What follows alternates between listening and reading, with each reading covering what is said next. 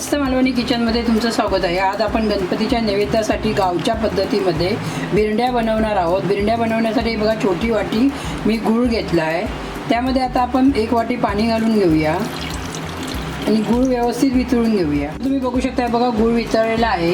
त्यामध्ये आता आपण पीठ घालून घेऊया। तर पिठासाठी मी इथे चमचा घेतला आहे। तर बघा 1 चमचा मी तांदळाचं पीठ घेतलं आहे। आता हे पहिलं तांदळाचं पीठ घालून घेऊया आणि याच चमच्याने आपण 4 चमचे गव्हाचं पीठ घालून घेऊया।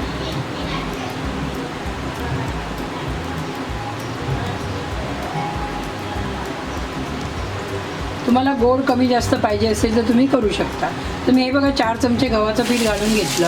आता हे बघा पाव चमचा हळद घालून घेऊया, चवीनुसार मीठ घालून घेऊया, पाव चमचा वेलची पावडर घालून घेऊया। आता हे बघा 2 चमचे मी खोबरं घालून घेते। तुम्हाला आवडत असेल तर खोबऱ्याचा वापर करा, नाही केला तरी चालेल। हाताने मिक्स करून घेते। बिरड्या बनवायची प्रत्येक गावची पद्धत वेगवेगळी असते। आमची आई या पद्धतीने बनवायची, त्याच पद्धतीने मी तुम्हाला दाखवते। हे बघा सर्व आपल्याला असं मिक्स करून व्यवस्थित घट्ट पीठ मळून घ्यायचं आहे। तर तुम्ही बघू शकता हे बघा पाणी पीठ वगैरे बरोबर झालेलं आहे आणि बघा व्यवस्थित मळून तयार झालेलं आहे। असंच आपल्याला मळून घ्यायचं आहे। आमची आई याच पद्धतीने बनवायची। तर हे बघा छानपैकी असं एक गोळा बनवून आपण 5 ते 10 मिनिटं ठेवून देऊया। तर आता यावरती आपण पळीने 1-2 चमचे तेल घालून घेऊया। तुम्हाला तूप आवडत असेल तर तुपाचा पण वापर करू शकता आणि व्यवस्थित एक वेळा परत मळून घेऊया। तुम्ही बघू शकता हे बघा आपल्याला असं घट्ट पीठ मळून घ्यायचं आहे व्यवस्थित एक वेळा परत। तर तुम्ही बघू शकता हे बघा आपल्याला असा छोटा एक गोळा तोडून घ्यायचा आहे।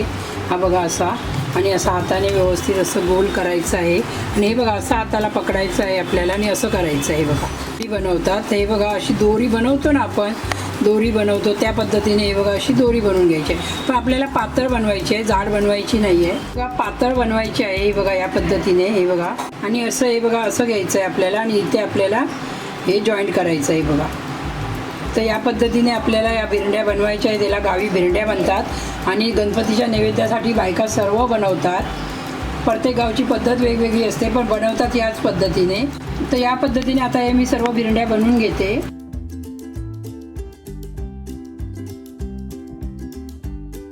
बघू शकता हे बघा आता आपल्याला तळून घ्यायचे आहे। तळण्यासाठी मी कढईमध्ये तेल घेतलं आहे आणि आपल्याला मीडियम गॅसवरती तळून घ्यायचे आहे। हे बघा आपण असं सोडून घेऊया एक एक।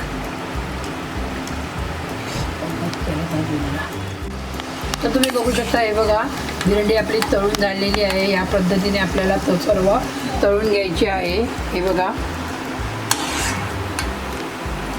तर तुम्ही बघू शकता हे बघा बिरड्या बनवून तयार झालेल्या आहेत आणि ही माझी रेसिपी कशी वाटली ती मला नक्कीच कमेंट करून सांगा। धन्यवाद।